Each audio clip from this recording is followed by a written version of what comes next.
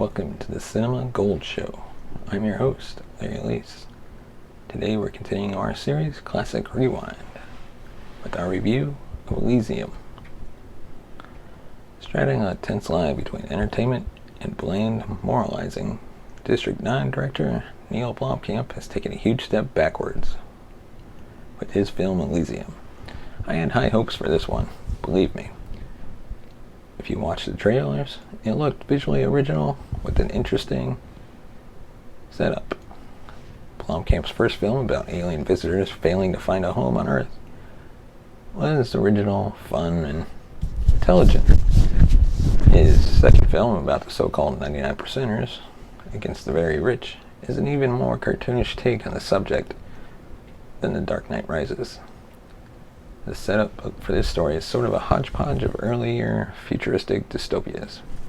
Our planet in 2154 is overpopulated, and the very rich have absconded to a paradisical satellite named Elysium, which apparently acts as its own sovereign nation, and which also jealously defends its territory against aggressive immigrants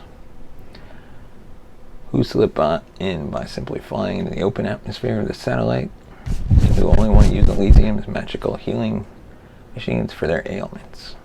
The sci-fi trappings of the film are so utterly absurd and poorly considered that I couldn't stop laughing at the screen. Not only that, but Blomkamp apparently has no sense of time and space. At what point, a group of hunters is flying a hovercraft around LA airspace on the hunt for Max DaCosta, and have sent out half a dozen video-equipped drones throughout the city to help locate him. His face shows up on one of their drone monitors, and it later tells them to turn the craft around to get him. No less than 5 seconds later, they fly up to Max, him still holding the drone in his hands. Unless the hovercraft had a teleportation device we didn't know about, it should have taken them much longer to arrive at their destination. Little problems like this, and worse, show up repeatedly in the film. One that really bugged me was that Elysium always seems to be easily visible from the Earth's surface at all times, regardless of a person's location, the local pollution level, or the distance between Elysium and Earth. The dialogue spitting out of the character's mouth is just as inane as the rest of the film's problems would suggest.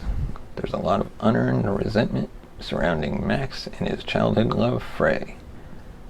Jodie Foster plays Jessica Delacourt, a government minister in charge of the sort of military operations, which makes Elysium's president queasy, but she speaks only cliched dialogue, which tells us nothing of her inner life.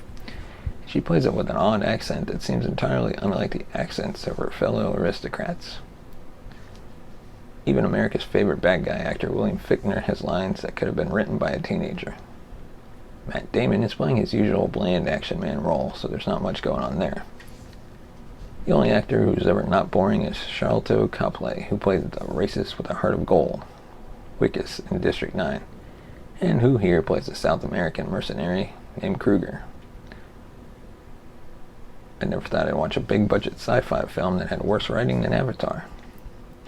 Unsurprisingly, the film rumbles full speed into the train wreck of its inevitable ending, where the magical healthcare machines on Elysium are distributed to all the poor and ailing people of Earth.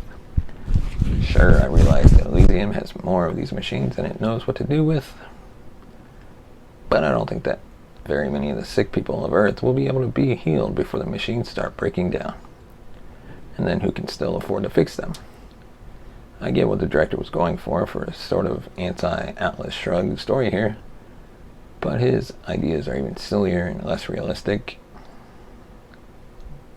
than Ayn Rand's. So that's our review of Elysium. Let us know what your thoughts are on this film. Did you watch it? Do you enjoy it? Leave us a comment in the comment section below. Be sure to hit the subscribe button, and we'll see you next time.